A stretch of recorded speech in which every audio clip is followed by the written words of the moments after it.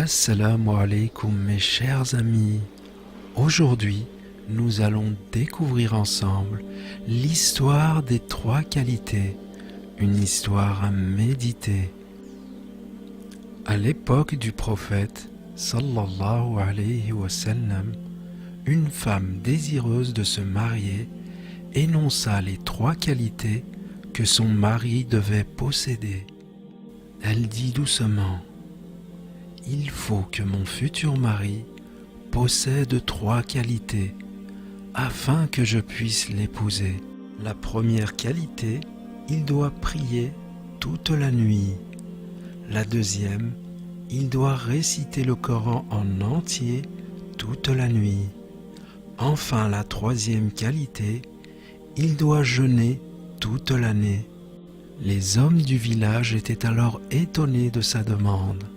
Même les compagnons du prophète, radiyallahu anhum, pensaient qu'il n'existait pas de tel homme, puisque eux-mêmes ne possédaient pas ces trois qualités. Les hommes se présentaient à tour de rôle devant cette femme, mais se retrouvaient bel et bien incapables de dire qu'ils accomplissaient ces trois actes.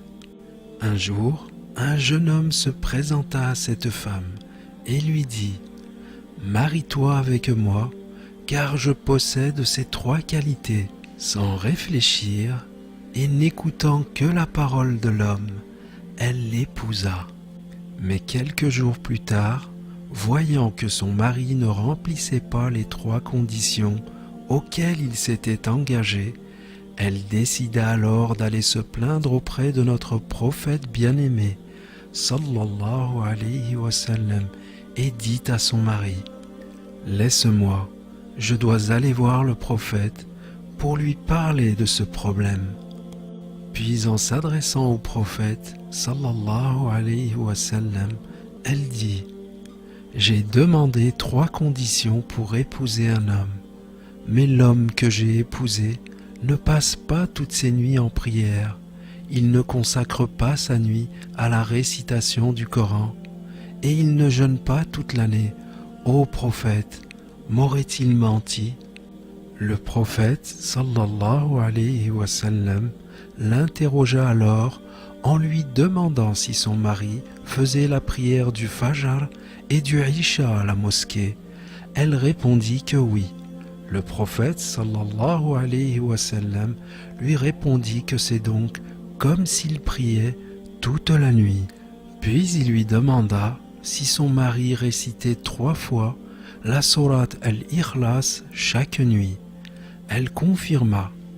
Il répondit alors que c'est comme s'il récitait le Coran entier toute la nuit. Enfin, le prophète sallallahu alayhi wa sallam lui demanda s'il jeûnait les 6 jours de Shawwal, après le mois de Ramadan. Elle acquiesça. C'est alors que le prophète sallallahu alayhi wa sallam lui confirma que c'était aussi comme s'il jeûnait toute l'année.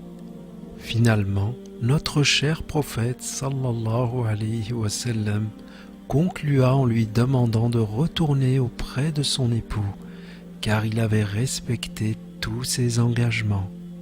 La morale de cette histoire: dans un premier temps, on peut constater que cette femme a accordé beaucoup d'importance dans le choix de son compagnon de vie.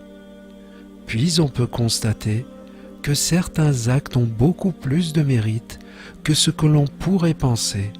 Il est donc important de les connaître afin de les mettre en pratique. On comprend donc que ce n'est pas la quantité des actes, mais la qualité et la constance que l'on y met.